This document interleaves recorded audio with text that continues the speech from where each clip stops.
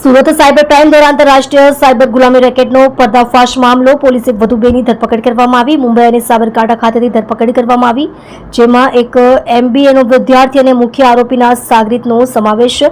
અત્યાર સુધીમાં કુલ 6 આરોપીઓની ધરપકડ થઈ. મુખ્ય આરોપી નિપેન્દરે માત્ર ભારત જ નહીં પરંતુ પાકિસ્તાન, શ્રીલંકા, બાંગ્લાદેશ અને ઇથોપિયાના નાગરિકોને પણ મ્યાનમાર મોકલ્યા. તેમણે અત્યાર સુધીમાં 51 થી વધુ લોકોને મ્યાનમાર ખાતે સાયબર ગુલામ તરીકે મોકલ્યા.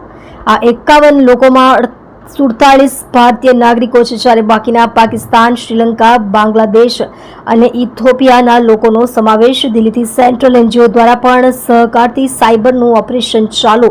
ફસાયેલા લોકોને લાવવા માટે સરકાર અને સાયબર પોલીસના પ્રયત્નો શરૂ.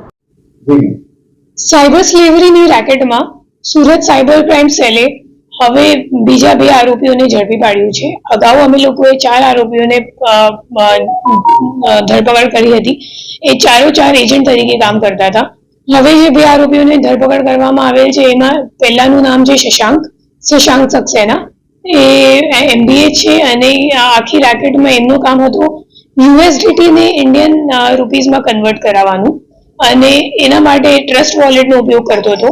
અને જેટલા બધા એજન્ટો છે, HR એજન્ટ જે ચાઇનીઝ બેંક સાથે કામ કરતા હતા, તો એ લોકોને જે કમિશન મળતી હતી એ USDT-માં મળતી હતી.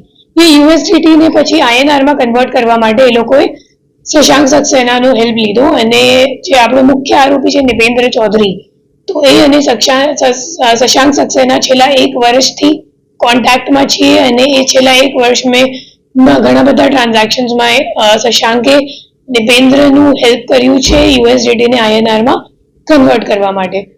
પછી બીજો આરોપી જે છે એ સબ એજન્ટ તરીકે છે, એમનું નામ છે દાનિશ, અને એ એકચ્યુઅલી સાબરકાંઠાનું છે. અને સાબરકાંઠાની આપણે લોકોએ લઈને આવ્યા છે. અને જે દાનિશ છે એના ઉપર પણ ઘણા બધા એજન્ટો છે, પણ દાનિશનો જે સબ એજન્ટ હતો આકિબ, જેને અમે લોકોએ છેલ્લે ધરપકડ કરી હતી. અને દાનિશે છેલ્લા 1.5 થી 2 મહિનામાં 2 માણસોને ત્યાં ઓલરેડી મોકલી આપ્યું છે, અને અત્યારે પણ ત્યાં કામ કરે છે મ્યાનમારમાં. અને દાનિશ સાથે હાલ અમે લોકો પૂછપરછ કરી રહ્યા છીએ. કોર્ટને અમે લોકોને 4 દિવસની બંને આરોપીઓ માટે રિમાન્ડ પણ આપી દીધી છે, અને હાલ આ દિશામાં તપાસ ચાલુ છે.